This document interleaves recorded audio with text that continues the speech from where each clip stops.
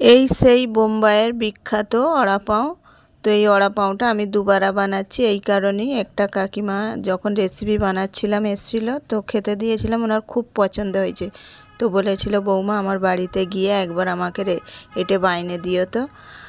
তো ফাইনালি ওনার বাড়িতে এসে এটা রেসিপিটার জন্য কড়াইয়ের মধ্যে তেল দেবো, সর্ষে দেবো, পেস্ট দেবো, আলুটা দিয়ে দেবো,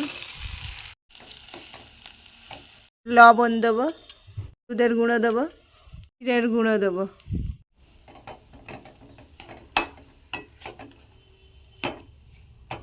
পুরটা রেডি হয়ে গেছে, লাভিয়ে নেব।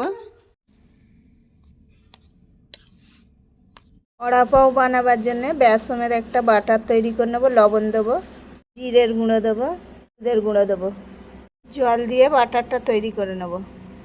বেসমের মিশ্রণটা ঠিক না মোটা আর না পাতলা, একদম এরকম টাইপের রাখবেন। বেসমের বাটারটা তৈরি হয়ে গেছে, সইরে দিলাম। আর আলুর যে পুরটা বানাবার জন্য রেডি করেছিলাম ওইটা রেডি করে নেব। আচ্ছা, এটা কোনো ছোট বড় কোনো রকম যেরকম ইচ্ছা এটা বাইনে নিতে পারো। অড়া পাউটা ভাজার জন্যে তেল দেবো। এইগুলোকে এক এক করে বেসমের মিশ্রণের মধ্যে লাগিয়ে নেব।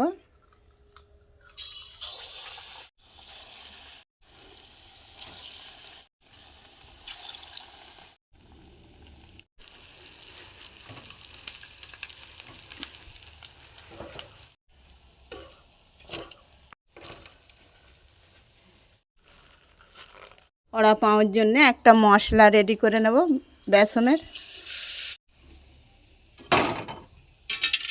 মশলাটা রেডি করে নেব। বানাবার জন্য রসুন দেবো, অল্প লঙ্কার গুঁড়ো দেবো, ঝালটা তোমরা তোমাদের অনুযায়ী দেবে। মশলাটা রেডি করে নিলাম।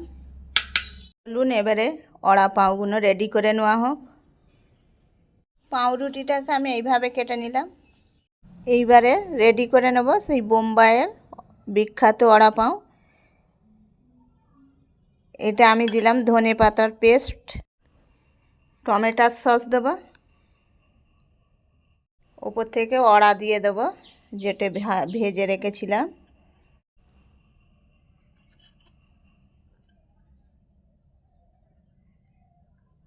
যে মশলাটা বাইনে রেখেছিলাম ওইটা দিয়ে দেবো।